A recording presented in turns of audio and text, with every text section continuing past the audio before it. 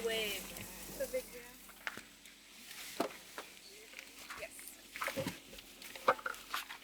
Yes. All right. You Wow. Hi. Hello. Are you okay? Good night. Oh, careful. Can somebody All right. All right. please? Good?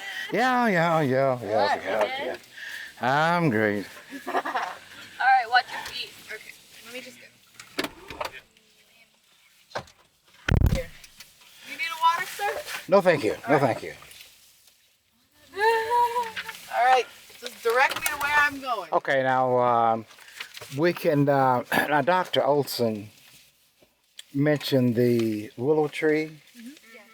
So we can begin at the willow tree and then proceed to Ferguson, or we can go to Ferguson and come back to the willow tree. However you want it. Okay, well, let's go to the willow tree. Let's do it right.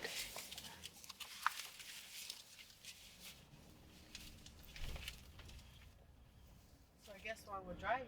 All right, should we start? Yes. Okay. Hello, my name is Aishwarya Kunta, and I'm Elizabeth Rios-Brooks. we're with the Samuel Proctor Oral History Program. Today is August 9th, 2019, and I'm interviewing William Quiney III. at Elaine, Arkansas. Please introduce yourself. What is...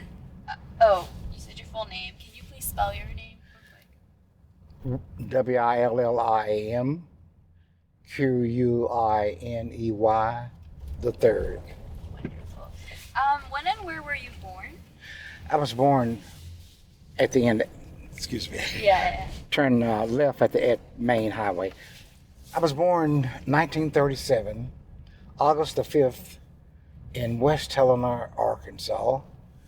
I was an incubator baby, and it was a consensus then that I wouldn't live. So far, I've made it to 82 years, so I figure I'm going on. I'm from a family of 16 children. Great family, a God-fearing family that some years later, my mom and dad decided to go their separate ways. Got a divorce, and then I lived with my grandmother, Viney Anderson, and my uncle, George Dantzler. At the next road to turn right. Right here? The next road, okay? And, well, basically, I grew up in a Methodist church. So, at a very early age, I was introduced to Christ. Okay? And do another right, short right here, okay?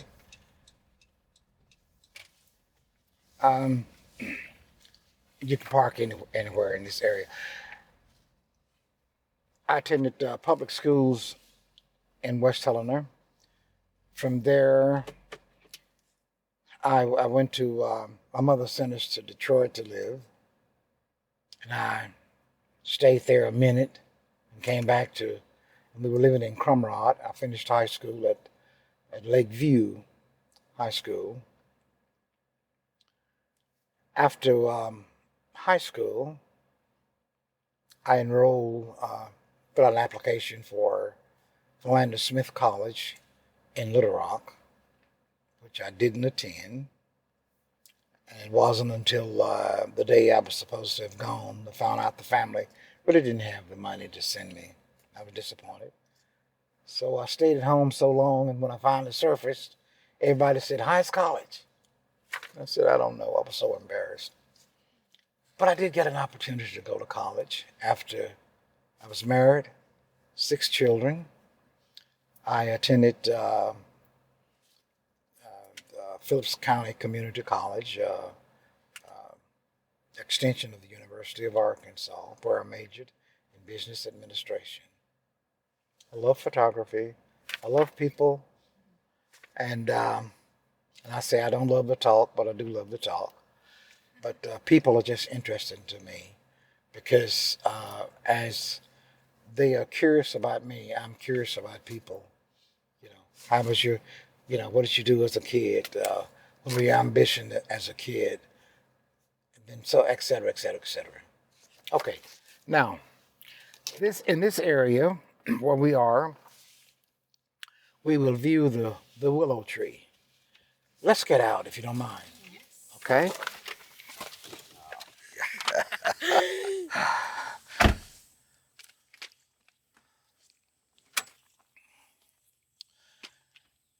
And this area, this is we'll see the willow tree. Well, some years ago, I'm told that there was a willow tree in this area. Now, where the willow tree is located today isn't the exact spot where it was during the 1919. Okay, but it marks simulation because at that willow tree there were many bodies buried during the 1919 massacre.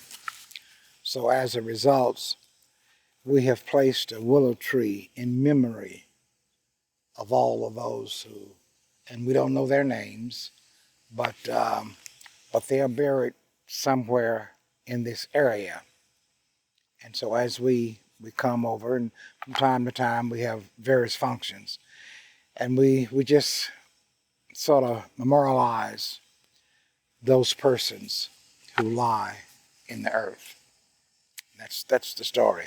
And I'm told that during the years, people would pass here respectfully and past the willow tree going to the school.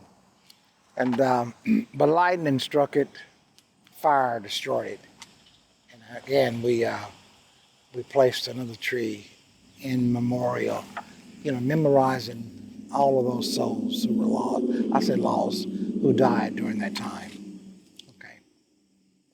And excuse me. Sorry. Can you tell us a little bit about how do you know why the willow tree should be placed here? Does someone tell everyone? Yes. My wife's grandfather was actually a part of the riot. Okay? His name was Pink Brandon. In fact, they got him, and he was held up in the Elaine High School. And I'm doing exactly what I said I wasn't going to do. I'm giving an interview. But, and it was he who helped bury those bodies. Okay? And so this was firsthand information. During the night, he would sit and he would talk about that.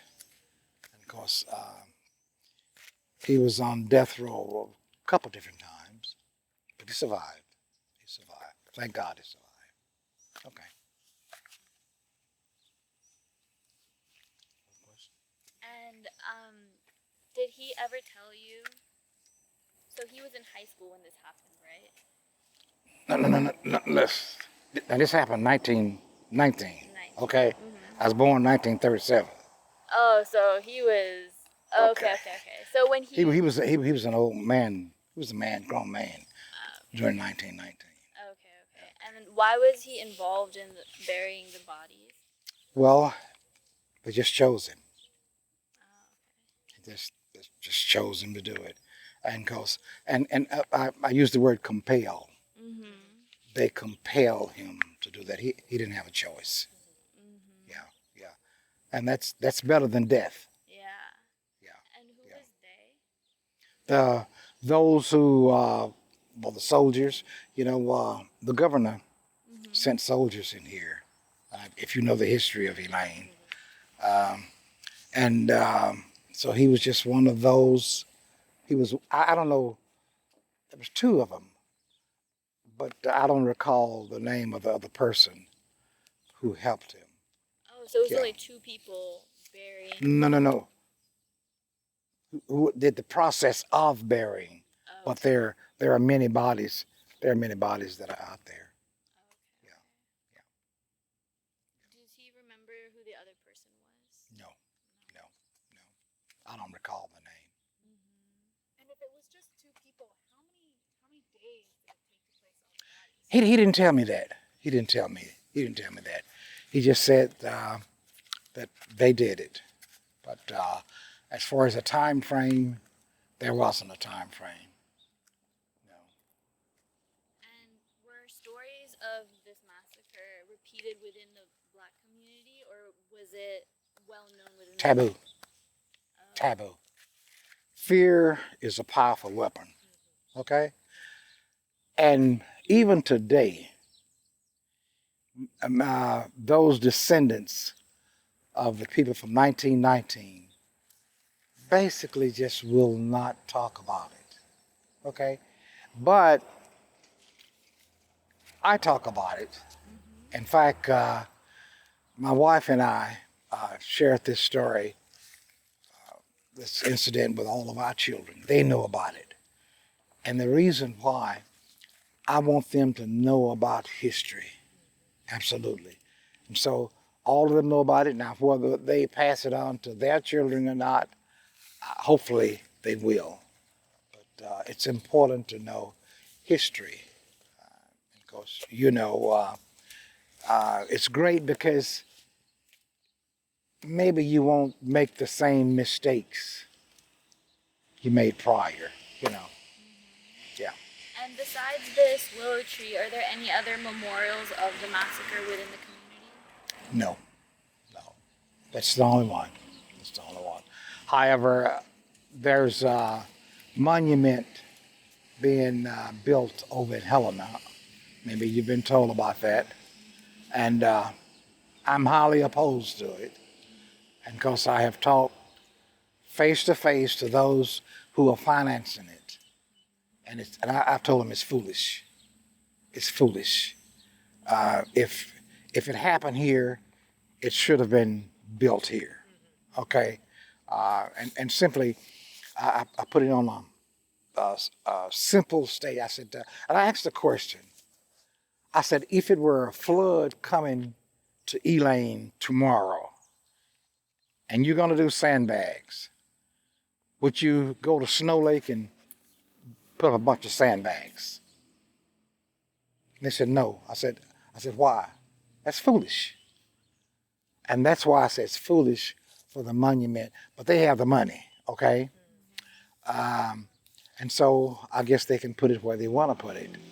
But don't put it there saying they're putting it there representing what happened to Elaine, because that isn't so.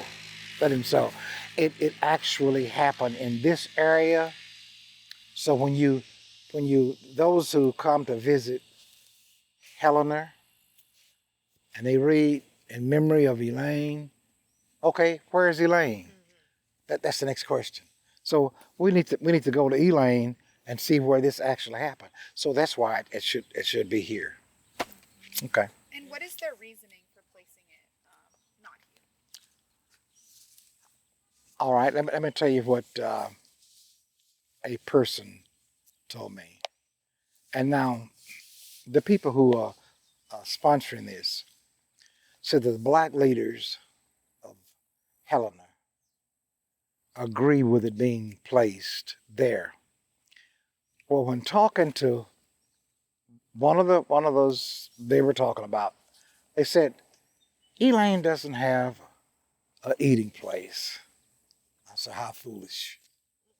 If it's that important, then I will finance a place to eat in Elaine. But it isn't about food. It's about the lives that were lost here, and it's still painful. It's still painful. I wasn't there, but just listening to my wife's grandfather tell us about it, man, you could hear the shots being fired. You could hear the cries of the women and children,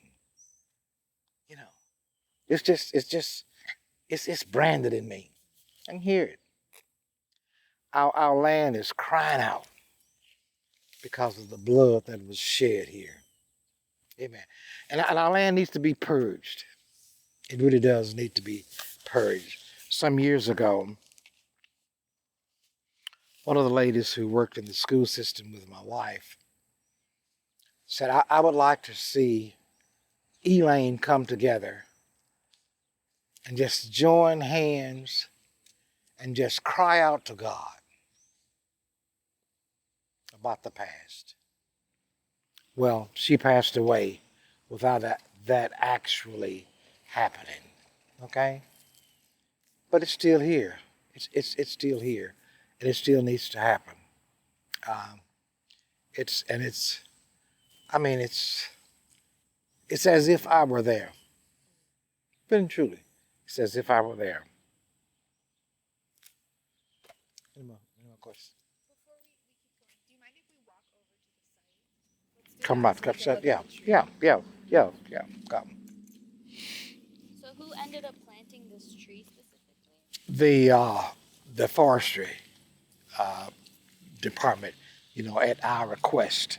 Oh, okay. Yeah, they planted. We had a ceremony in which we had various ones who came and spoke, and I was one of those who spoke that particular day, and it was dedicated. And we noticed on the tree there's a tag. I really would like for you to get a shot of that.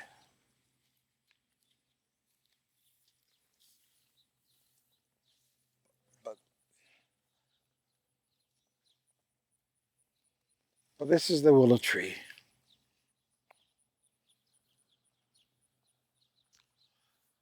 Just as a memorial. This is in this area where so many lie. I don't know if you can get the writing or not.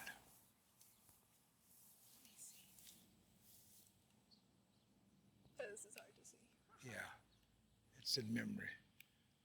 It was lost during the 1919 Elaine massacre. I think I got it. Yeah, yeah, yeah. And as we're standing next to the tree, what feelings are coming up for you? Well, it's just, you know,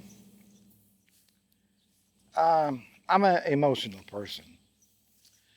Um, and as I first stated, I love people. Um, but I think about those persons who lie here, who died for a cause, not a radical cause, but a cause because they want to uh, elevate their their lifestyles. They wanted the good things in life, for themselves and their families. And as a result, they lost their lives. And so I feel their pain. I do. I feel it. I feel it. And all you've got to do is let yourself go, and you feel it. Yeah.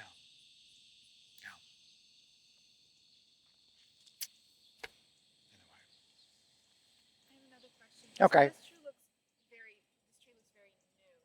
When was it planted? Oh, approximately 3 months ago, maybe 4 months ago. And when was the original tree struck down? Oh, wow. That's been some years ago. I don't know how many years. But like I said, it was actually it was over in that area. But lightning struck it and it burned. So there seems to be a really long time between when the tree was struck Yes. down and when this tree was put in. Yes. It has been a long Can you time. speak to why it took so long? Well, just no one really took the initiative. Okay. But you know, Dr. Olson has really been instrumental in a lot of things, you know, justice wise, I'm talking about. And she knew the right people to talk to. And there are those who will adhere to what she says because it's a good thing, you know. And we need to remember, just as we remember things in our past, you know, it's just great to put this here, and yet we can't put names, but their souls, their bodies, because the souls have gone back to God, but their bodies, and you just have to feel the impact of it. You can't help it, even if you tried not to. You just feel it. You feel it.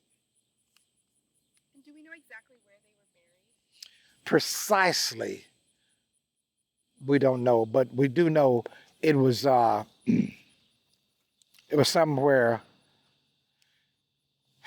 between the highway and, at one time, this was a railroad. Okay, but it's a, see where the truck is it was somewhere in that area. Yeah. And I don't see any like marker. No. Or No. That was never a marker. That was never a marker. are there any Never a plans marker. to put one in? I don't know whether this will be it, because you know it says in memory of those. So this is probably all that will be here. I don't know. I don't know. Is that what would you like to have? I would love to see a monument. I won't say something like what they're putting in Helena, but at least something that stands out, even if you were passing through. If this is the first time when you were in this area, something to strike you to say, "Hey, I wonder what that's about." You know, this is the type whatever I would like to see in this area. I don't know what it would cost. Uh, I don't know where the financing would come, but this is what I would love to see. And yet you might talk to someone else and they might say, I want to see something else, you know. But some type of, not necessarily a tombstone, but some type of monument that says this actually happened.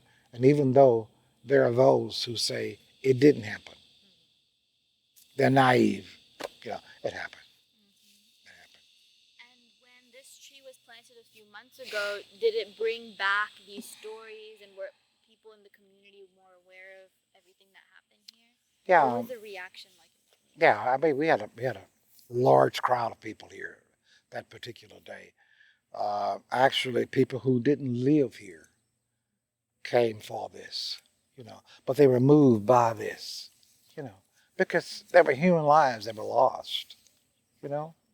Um, I'm moved by what happened in Boston, El Paso, Ohio. These are lives, yeah, in the very schools. Uh, you just have to feel. You have to feel the pain of others. Okay. My family and I just was in court. I had a grandson who was killed, struck down, being a peacemaker. He was killed. And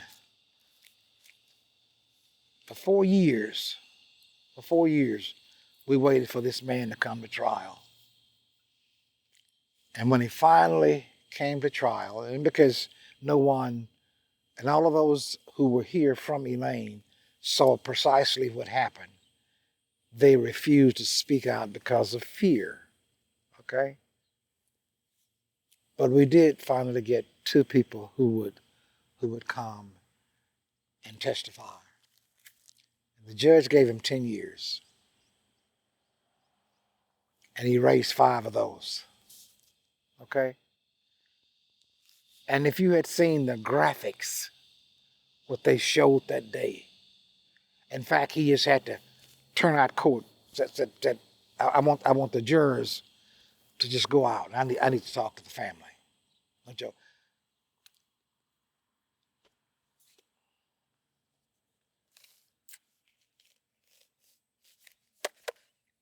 Well, anyway, but so you have to feel for others. You have to feel for others. Prayerfully, you will never be in that position. Have you noticed that in recent years people are talking about this kind of stuff more? No. No? They again, I want to say they know it happened, but they're sort of naive, and they won't open up. Now you aren't going to get very many interviews, even though the city know you're supposed to be here today or yesterday. I think you came yesterday, right? But you aren't going to get a lot of interviews because, again, they're still afraid for some reason. Well, that's history. That's history. And we can't do anything about history, okay? We can do something about today and possibly tomorrow. But what happened back there happened. And even though we're sad about it, let me show you something. You notice, you see all of this. This is a history, supposedly a history of Elaine. This was done by a team from, I believe, the University of Arkansas in Little Rock. And I had an opportunity to meet with them when they were getting this done. They were just laying the groundwork.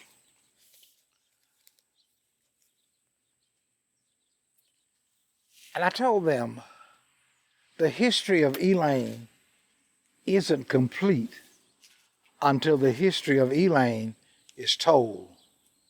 Okay? But notice your pictures.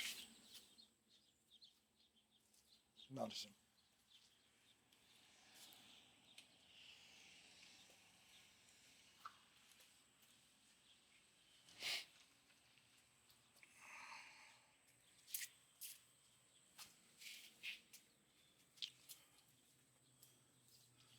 Notice them. Now, let me ask you a question. What's missing? That's right. So this isn't history. This isn't history. This is what they want people to know about. Okay? In fact, this little place right here, at one time, I was working as a stalker when I got out of high school at the place right over there. Man, it's different now. It was a wooden store then, but it burned. The man who was over this was named Straffa. I was sent from that particular business over here to pick up some freight. And tell me the one thing I did wrong. I'm asking you a question. What did I do wrong? What do you think I did wrong? Excuse me? Oh, I don't know. Okay. Use your imagination. What did I do wrong?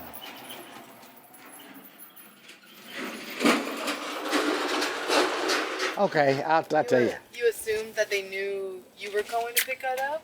Well, he knew it because the name of it was there. But I didn't go through that door. I went through that door. Okay? During that day, we didn't use front entrances to houses on the south end of town. And this particular business, even though it was being funded by the government, but it was being run by a local, I won't say bigot, okay? So he ran it according to his sentiments. This wasn't his, I fold it up. This wasn't his guidelines that says black people use the back door or side door and all Caucasian or white people use the front door. It wasn't written. So where did that come from? But I used that door and came in and asked for the package. And I thought I was going to have to fight him. He said, you don't use this door. And I won't say the name who used that door. You just use your imagination. Okay? So, now, I'm in the building, so how come he can't do business? So guess what I had to do? Who knows? Oh, yeah. I had to leave out of this area, come to this area, and pick up the same package that I could have gotten right over there. And this is how this town was run. Okay? So this is partial history.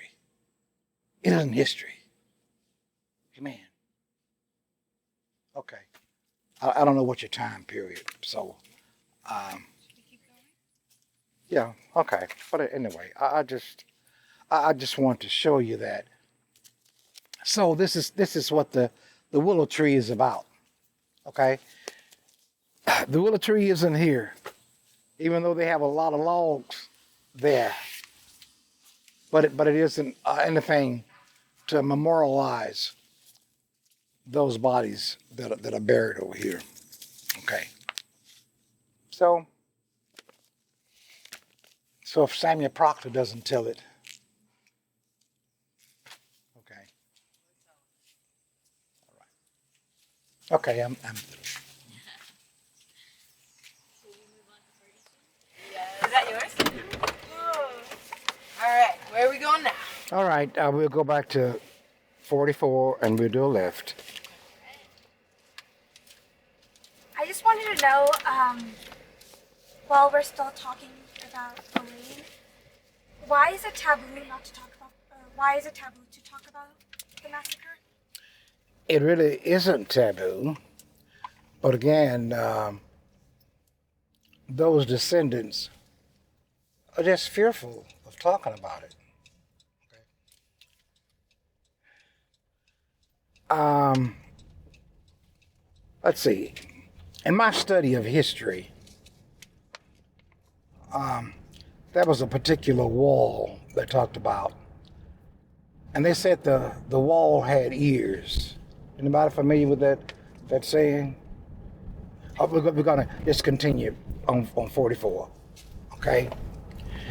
And why they were saying that, it's because the common people would meet at a certain place, and they would talk about the government, but somehow the government would know about it. And so as a result, they said the walls had ears. Well, this is the way it is with most of the descendants of the people from 1919. They don't talk about it because they are fearful that, I'm going to use the name, say Joe or Bob or Harry or so-and-so might hear that I'm talking about this, okay? So what might happen to me? All right? But again,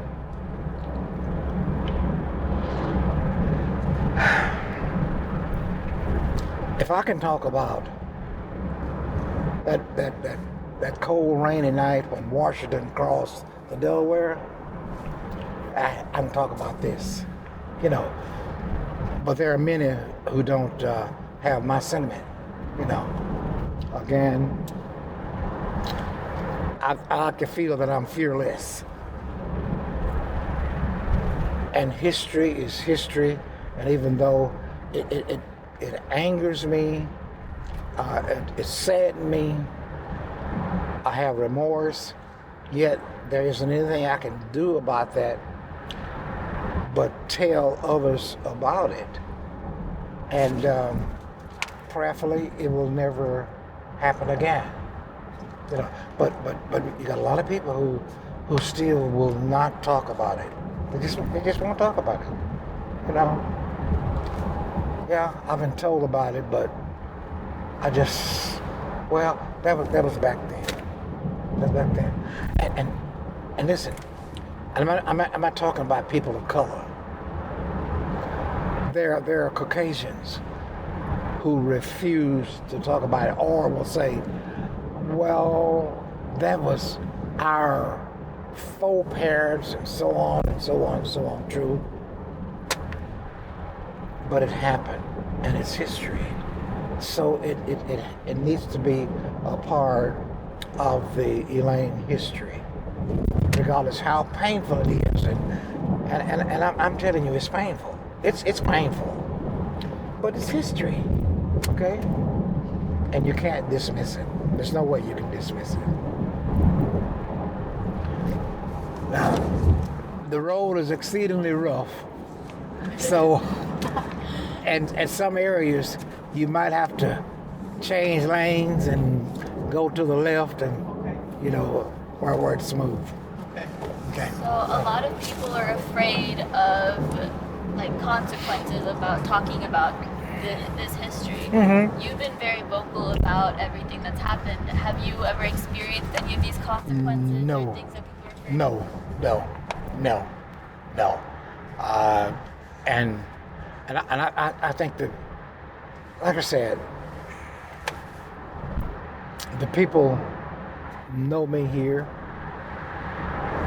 and they know that I will speak the truth even though it might hurt, okay? And I'm not fearful of the truth.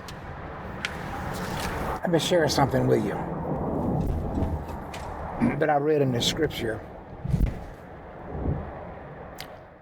And Jesus said, ye shall know the truth, and the truth will make you free. The person who does not know the truth or accept the truth, that person or those persons are bound. What are they bound by? One thing, they're bound by fear. Okay? And so I refuse to be bound by fear. And so I'm adamant about what I talk about, and I fear no man. I fear no man. And yet, I've been blessed to be able to actually to sit at dinner with our former president from the state of Arkansas, my wife and I. And I didn't have fear. He's just a human being as we are. You know, he had to get up in the morning, brush his teeth, do his hygiene, and et cetera, et cetera. I have to do the same thing, you know. And his needs are the same needs as my needs, okay? He has to have food, he has to have so, et cetera, et cetera, et cetera. So I don't feel, I don't have a complex, you know, when, and I'm thankful that God just made me like that. And I think when I was in the 4th grade, I was taught, I learned a poem by Rudyard Kipling. But he said that if you can meet with those without losing your virtue, well, a common touch, But anyway, through it all, he said, "You'll be a man, my son." And I've been blessed to be like that. Okay, I can meet with those who are studying biology in this book, and I don't feel inferior. Amen. Studying law, want to go to Haiti, et cetera, et cetera. You know, and maybe I'm being a little facetious, but there's a point I'm making. There's a point I'm making. I don't feel inferior to anybody, and so when there's an opportunity to tell the truth, it just comes out. It just comes out, and I would be disappointed in within myself if I withheld the truth. When you said you sat down with a former president from Arkansas, was that Clinton? Yes. That's exciting. So what did you talk to him about? Were you talking to him about like the experience in Elaine? No. It was just a basic, down-to-earth conversation. You know, we even talked about the Barton Bears. You know, okay. Yeah. At that time, they were the predominant football team in this area, and he asked me. He said, "Did Barton win their game Friday night?" I said, "Yes, sir. Yes, sir. They won it." And it was just a nice conversation, and we sat and we enjoyed Arkansas catfish, slaw, and et cetera, et cetera. But it was just. But I was invited to come, my wife and I, and we did so. Yeah. I haven't been invited to the White House, in the past, but I just had to throw that in. So also, a lot of the massacre itself, it started with Robert Hill and the organization of the Farmers here. Slow. Let me show you something. Is there traffic behind you? Right here. You see that? See there? Right there. You see? Take a look at that. Right there. People were hanging from the tires there. At one time, there were large tires. Where? On top of those. See the concrete pillars? I see. Yeah. What happened?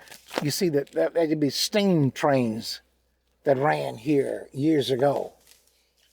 They would stop there and put water in the train. Well, they had some men who were taken off the train and were hanged there. Yeah. Okay. Yeah. So that's part of history. That's part of history. Robert Hill and the organization of the Black Farmers, a lot of that stirred the racial tensions at that time. Do you see any organization of the people here today, and how does that play in with this race relations here in Elaine? I don't see an organization similar to that particular organization. In fact, if common sense had been exhibited back during that day, the massacre was an excuse. Okay? People who labor, as all of you one day will labor, you don't want to be paid less than your counterpart. Okay? You want to be paid according to your experience, your knowledge, etc., and all of the. Anyway, back during that day, these farmers grow great crops, but yet they weren't receiving the benefit of their labors. Okay, they were receiving less. I don't know who in the organization touched base with someone in Boston, Massachusetts, of all places, Boston. But they were going to market their crops in Boston as opposed to marketing their crops in Helena. And this is where they initially they were doing that. So someone found out about it, and it angered people. Okay, and that's why it started. Many stories said that it was because a young African American came from the army and decided to start a fight among his people and white people. That can be far from the truth. It wasn't so, but it was because hard-working people wanted to make a decent living for their families. That's what it was about. Yeah. And even today, the truth angers some people. All right. But that's just the way it is, but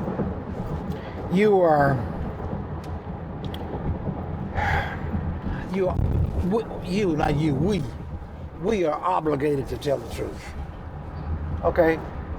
And lies just don't do anything but hurt things. Their lies are a covering. Okay? But people need to know the truth. Okay? And those who read your material or maybe view your videos, if you were putting out materials that was false, you'd be out of business. Mr. Ortiz would be out of business. Yeah, he'd be out of business. So he has to depend upon this team, even though he isn't here, for you to report the truth. Amen. And you should. Okay. But you have to hear the truth. Yeah. Okay. Especially when you're trying to secure it from an area where you aren't familiar with. Okay. All right. And Go ahead. so a lot of the issues didn't start with just Robert Hill and the organization. It started with land disputes that happened earlier in history. Do you know how your ancestors are connected to a lot of those land disputes? Because I know you're from Arkansas, right? Yeah. Well, the little place where we are headed right now, I wished I had shown you on the map where we were. Now, for instance, this is Mosby Spur, where we are.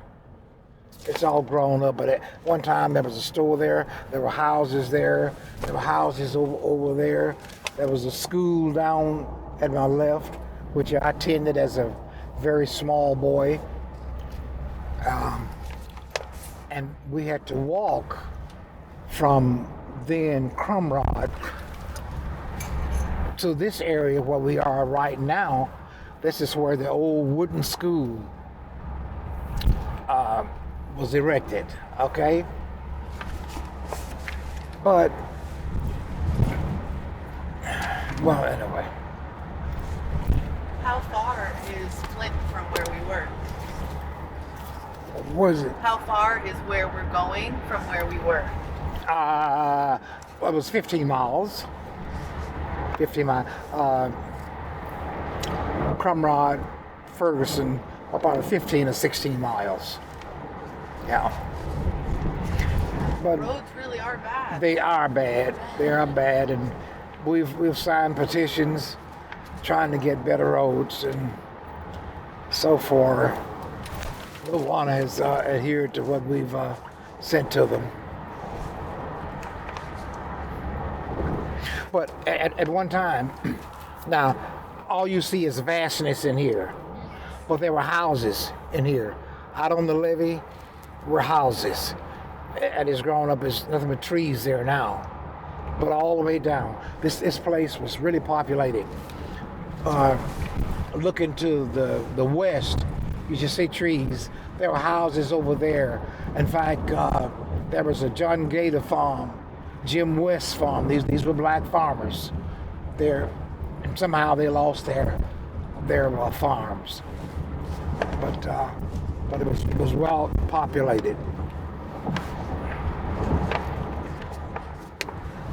I wanted to go back to when you were born, right? Because you said that the massacre happened before you were born, and I was wondering, when did you first, like, who was the first person who told you about it? How old were you? I was maybe 23. 23. Mm-hmm. And who was the first person who informed you on it? Pink Brandon. Pink Brandon. And why did he choose to tell you that? Well, because he was part of it, and he wanted his granddaughter and his great-grands to know what happened.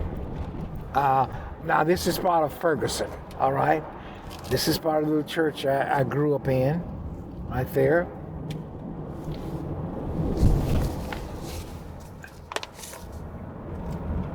We can go to the next little building, and we can park at the postal office down by that. Tell me which one. Yeah, on the left, the postal office. This one? No, the next one. Postal office. Yeah.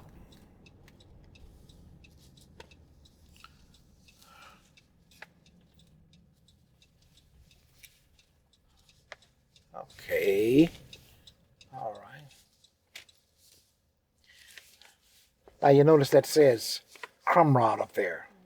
That isn't so. This is actually Ferguson. Let's get out. Let's get out.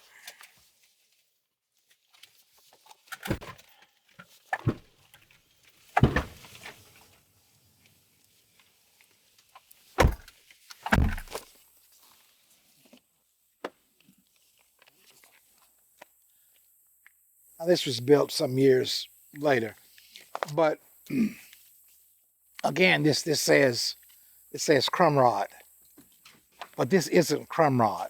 Okay, Crumrod is approximately a half a mile north of us. Okay, that's Crumrod, but this is Ferguson. Now, Ferguson came from my ancestors. My ancestors are Fergusons. And there was a marker on the railroad, which is no longer there. I don't know what happened to it. But it was beyond those trees. And it says Ferguson. The properties in this area were owned by black people. My ancestors, the Hunts, the Shears, I can't remember all of their names. It's been a long time ago. But somehow, our people lost all of this property. Gold, nothing but gold. Beyond the woods, back that way, the Hunts own that, a black family. Our family owned some of the land in here. In fact, I'm told, now I'm too young, I don't remember this, that we had, our family had the first gin, cotton gin, in this area. I don't know where it was. I don't know where. Oh yeah, don't fight him. Don't fight him. Don't fight him. Don't fight him. Don't fight him. Don't fight him. Yeah. Okay. Yeah, you fight back if you fight him. All right. Okay. So, but we still lost it all. How? I don't know. and someone else owned it. In fact, I don't know who owned this property today, but we lost a wealth of land, you know, and I don't know if it was a direct results of the 1919 massacre. I'm told that a lot of the people who had properties back during the day managed to escape to other areas and they just left. You know, life is worth more than property. Okay? So they just left and never came back. But our people remain here. In fact, the first postmaster in this area was Joe Ferguson, who was a relative of mine. Okay? But anyway, we lost it. We lost it all. Yeah. Do you know how your ancestors got the land initially? Well, I'm sure a lot of them. You know, this land had a lot of trees that came in, cleared land. That's the way they did. You know, and it wasn't. I don't think it was with the Homestead Act, anything like that. But they came in and just started clearing land. You know, and then they lost it. They lost it. Well, you know, it isn't, like I said, it isn't much to see, but still, as a kid, you know, I grew up here, and again, attended the church there on the left, on the right. Mm-hmm. Yeah. Did your family also own a house and everything here when you were younger? We owned the house where we owned was just as we entered this area. There was after we passed the brick house. Do you remember where we passed the brick house? Yes. The next road to the right, we lived approximately at that time maybe 10 light posts down that road. You know, we lived in a cypress built house with wood shingles. Okay, and over as time went by, the knot holes became more apparent in the floor. That's how I fed the chickens castor oil through the holes. Castor oil is a medicine all farm families gave to the children a certain time of year. But anyway, but we lived in it's about a 5-room house at the time. Not no running water. Had pump water. Anybody know what an outhouse is? Mm-hmm. Okay, you do.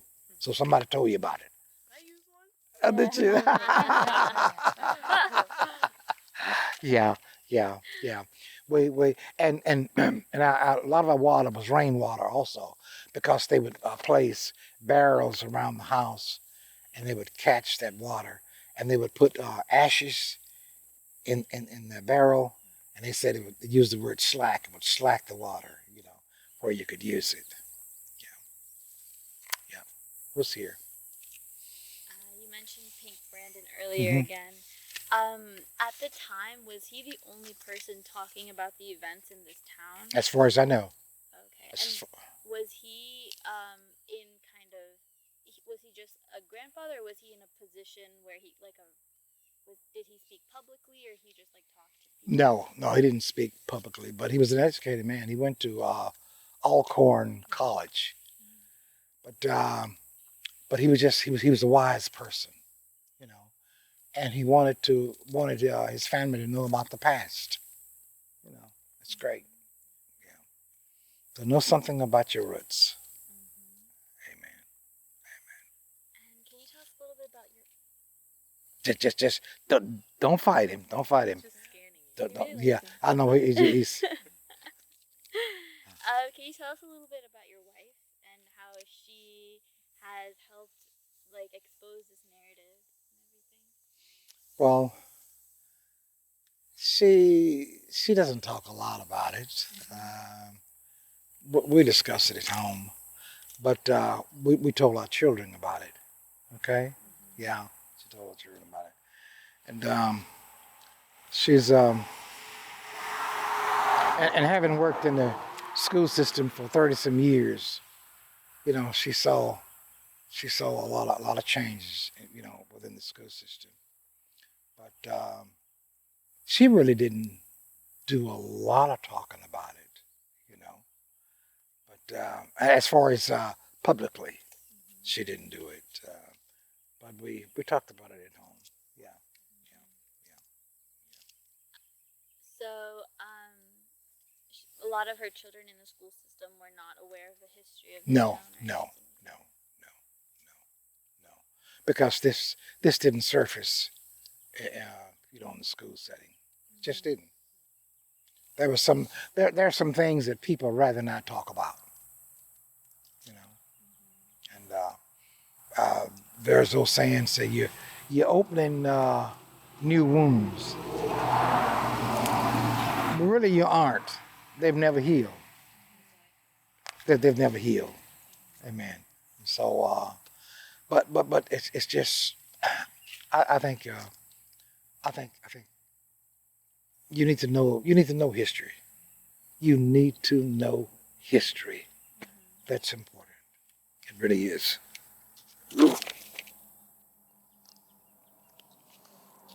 Okay, they got crawling ants here also.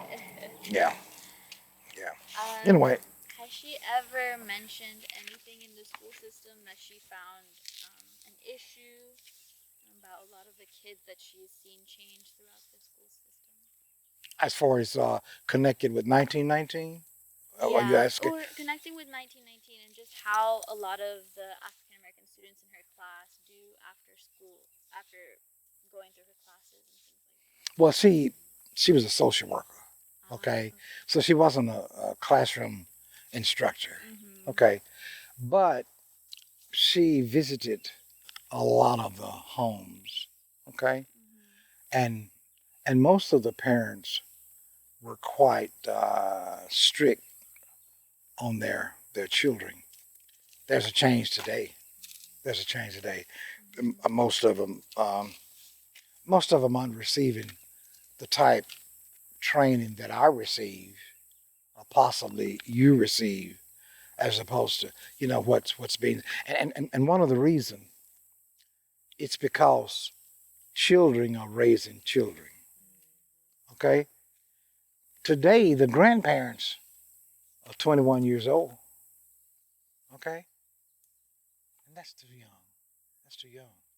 Our grandparents were 50 and 60. We thought they was old folk, you know.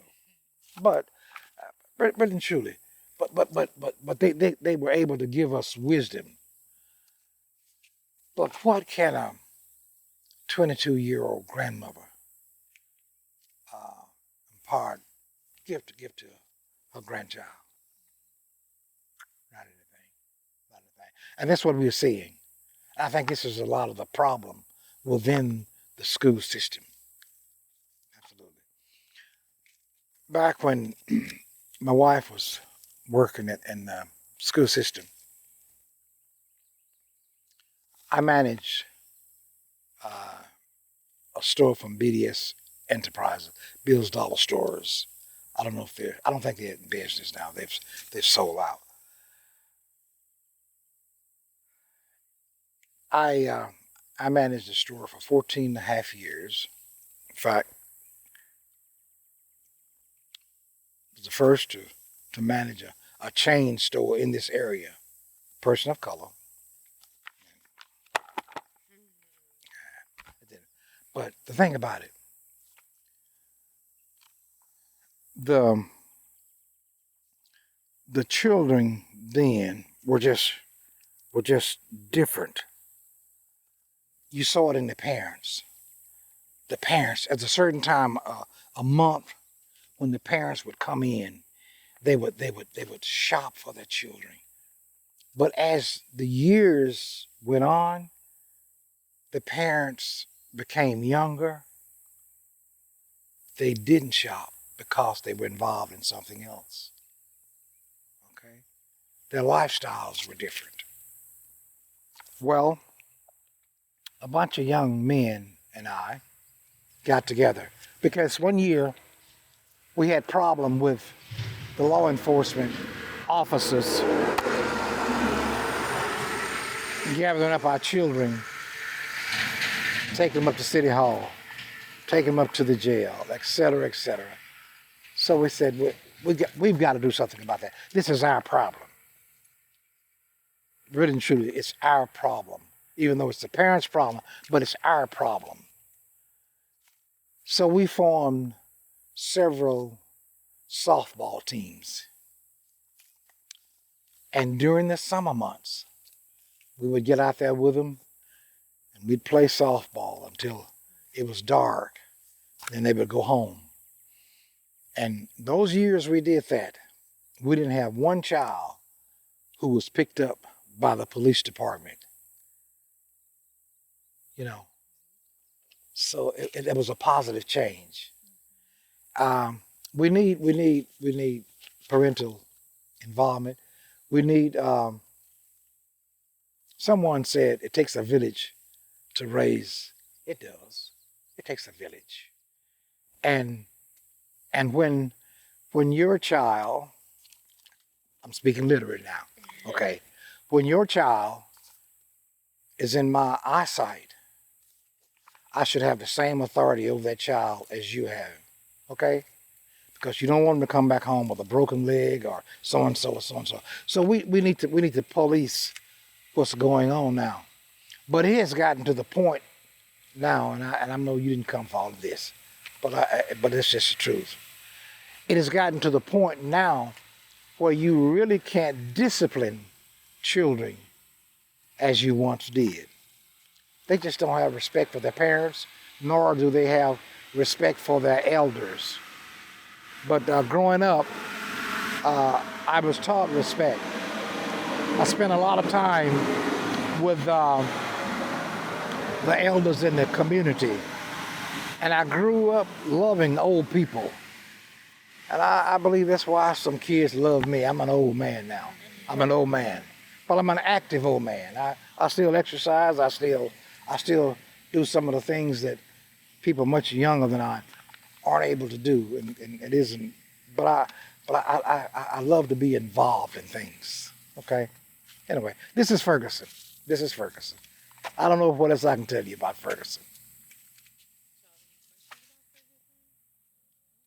I just had a question. Okay. Back, Okay. when you're saying like a lot of people don't like to talk about the massacre, has there been any like recent like community effort to talk about it? For example, like it doesn't have to be public, but just inviting people to your home and just talking about it like that, make it more private so some people don't have to feel uncomfortable. Well, I'll tell you what I did. I took an apparatus such as you have, but not as expensive as that. And only one person would talk to me within their home. One. The rest of them, I don't know if they didn't trust me or where I was going with this, but they just won't do it. They won't do it, and they aren't going to talk to you. Some few will, like the Duncan sisters will talk to you, but basically they will not talk to you. I don't know. They're just fearful, and I don't understand that. I don't understand that. I'm more fearful of that bumblebee flying around here than I am of. No. Okay. No. Who is that one person who spoke to you? Jesse Dedman. Okay. Jesse Dedman. And was this person's ancestors also involved in the massacre? She talked about there was a hanging tree. She said, now Miss Dedman is 90 years old, I believe. Now, she has since moved to South Haven. but I'm sure her parents were a part of that because they actually grew up south of us in the Snow Lake. There are other communities south of us. There's Deerfield, there's Cannon Ridge, Snow Lake, Lacona Circle, all going south just before you go over in White River. Yeah, yeah. And so they were all part of it, even though the action was done in the Elaine area. Yeah. But she talked briefly to me, and I recorded her. But I couldn't get anybody else to talk about it, even though, I told them I would come to their homes and talk about it, but they chose not to. And the people that reach out to you to hear your story or the story of the area, are those usually people from, let's say, the area or from other states of the U.S. or international people? From the University of Arkansas, there's a team from Memphis who will come down. There's a professor from University of Arkansas, Little Rock, normally will come down. And some of the local officials from Helena, West Helena will be here. But mostly, yeah, it's people from other areas who will come. They have curious minds as your minds, okay? And they will come. But the local people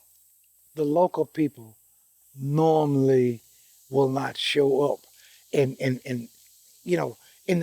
record amount. You uncomfortable. Yeah. But they don't. They don't. But we'll have a couple of days event here. Man, the auditorium will be packed with people. No joke. But 98% of them, 99% of them, from other areas, not from this area. And the church itself, where everything started, do people know where that is, or is that like around? They know in the vicinity because there are no markers. In fact, it's a bean field now. Yeah, it's a bean field.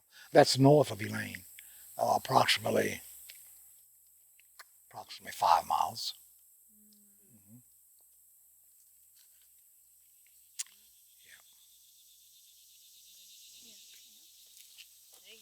Yeah. Oh, okay.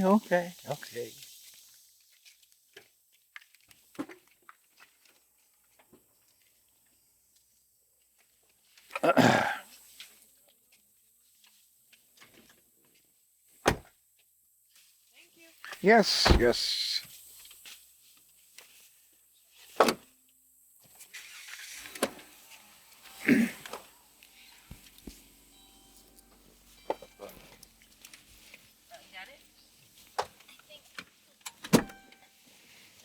So I wanted to ask you about. Okay. Sorry. You were talking about how there's like 22-year-old grandmothers now in the area. And I was just wondering if it's that sex ed is taught in school, or if there aren't any really clinics here, or if it's a multiple factors. No, sex isn't being taught in school. We don't have those classes here. We just don't. Are there facilities for birth control? Yeah. The health department. Go on. So is it accessible by community members? Thank you.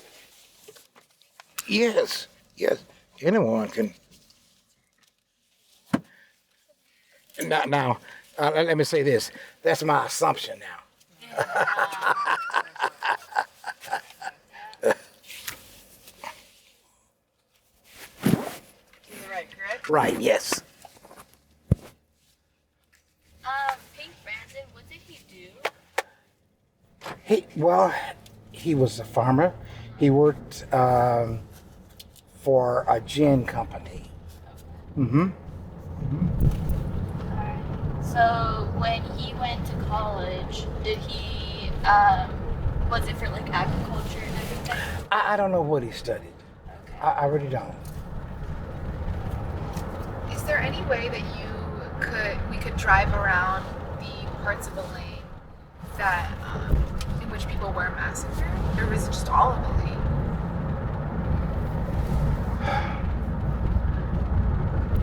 I don't know in fact, I haven't been told the particular spots where people were actually killed. But I do know the church, which was mentioned. Now this was Crumrod. All right. Here. Yeah. Now this is actually Crumrod. All right. But I grew up over across that way. Yeah, that's all right. Huge house.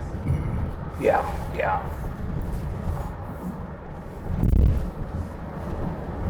But there were houses all, along here, back during the time.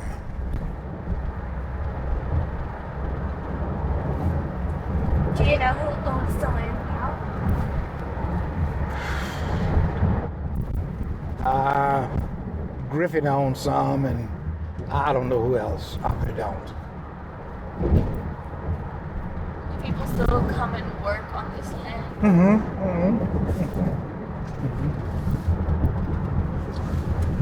I did an interview before coming here, and the woman that I spoke with talked about how Elaine, after 100 years, really hasn't changed much in terms of race relations and the way that there are whites on one side and blacks on the other side. So I was wondering if you could speak.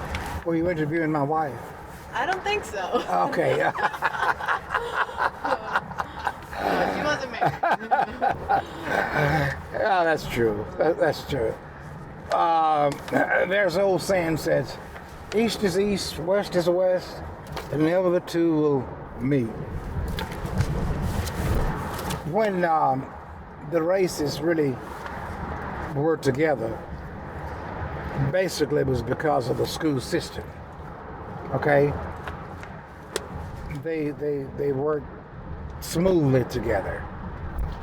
But then Friday evening, you went your way, he went his way, etc., etc., etc., and you didn't meet again until Monday. All right, so you really just didn't mix, and to be truthful, it's that way now. Can you imagine that? Well, this is 1960, isn't it? I mean, and we still haven't come together. I'm still behind time. Okay, this is 19. When is this? What is this? Right now, 2019. Oh, 2019. So we still aren't together. You think about all those years. Really, I was.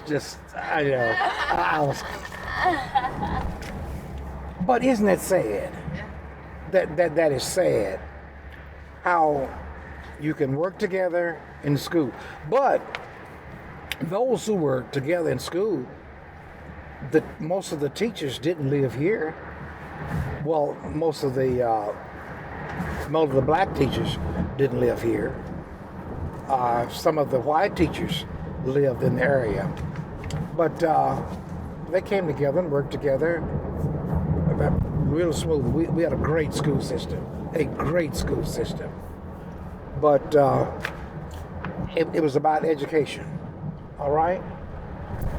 More so than about association. What should I do with this? Well, he's gonna let you buy. Oh. He's gonna let you buy, but he has he's gonna get past that covered up there, and then he'll go to the right, and you can go. Okay. You can go past I wasn't it. sure. That's Okay. kind of big. What is that? Yeah, that's a big plow system. Okay, he's gonna let you buy. Wow. It's huge. Yeah, that is huge. Thank you.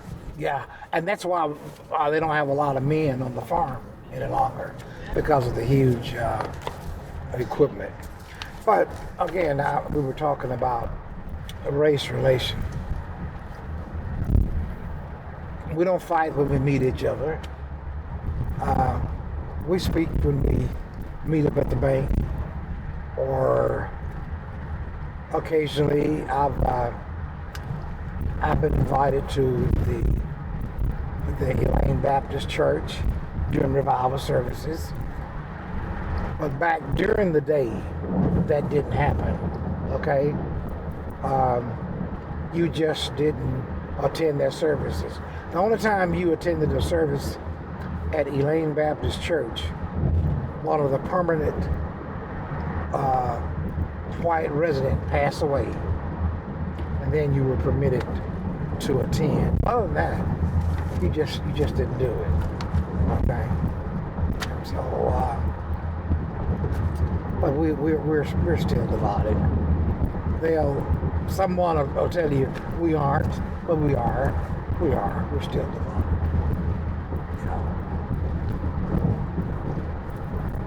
And a lot of the historical lessons that you've learned about Elaine, how have you passed that on to your own kids, and how have they passed that down to their own?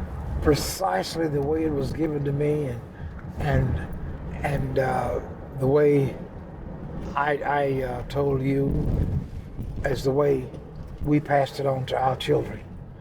They know the history of Elaine. The Brandons, the Cooks, are some of the early settlers in Elaine. And what surprises us, there isn't a Brandon Street, there isn't a Cook Street, but there's a Crow Street, there's a etc. Street, there's a Kelly Street, so on, so on, so on, named by someone else, And these men were some of the pioneers of Elaine. But there are no streets. I guess if we wanted to say, let's mark a street, Martin Luther King Drive, someone would probably agree to that, And that would just be a gesture, as they're doing in other cities. But we pass this information.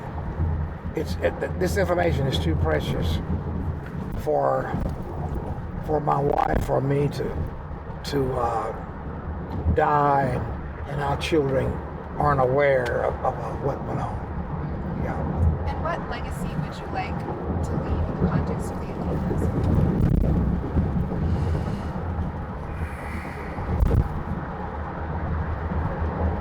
I'm not really sure. Maybe that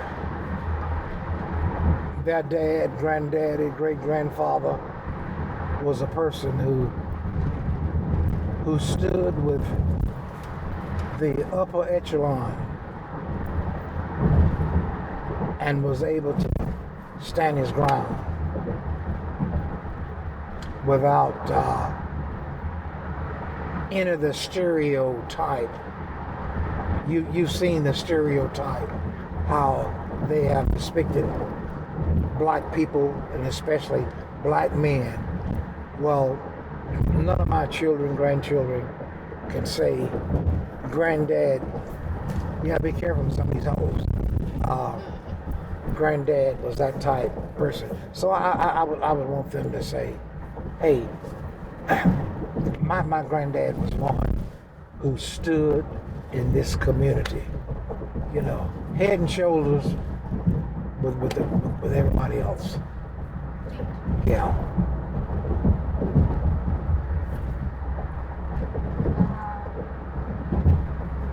Does anybody else have any questions? Any last questions? Surely. How tall I am? Okay.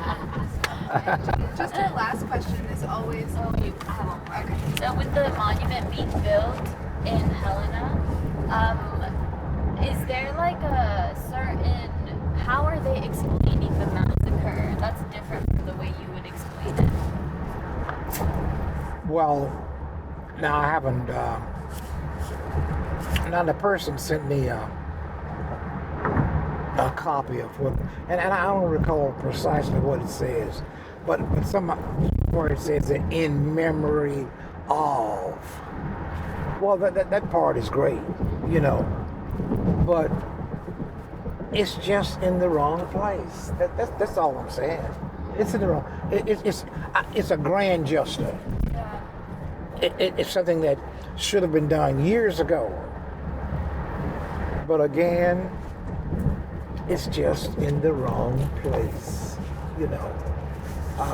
It didn't happen on Cherry Street. It didn't happen on Ellen or Porter Street or in those streets over there. It happened in Elaine. And so that's where it needs to be built. Is there still an effort to bring the monument here, or is it like a... No, it's permanent. It's permanent. It's permanent. However, when I was in conversation with those who are financing it, the person told me there is a possibility that they would place something in Elaine to say, to sort of be commemorative of what happened. Whether that will happen or not, I doubt it. I doubt it seriously. Are there other people in the Black community that support it being in Elena just because it's happening, rather than... If there are, they aren't talking about it. We have some few, you know, who will speak about it, but basically, they just won't speak out against it. Yeah, they won't do it. And just the last question we always like to ask at the end of every interview. Is there anything that you wanted to discuss that maybe we didn't bring up?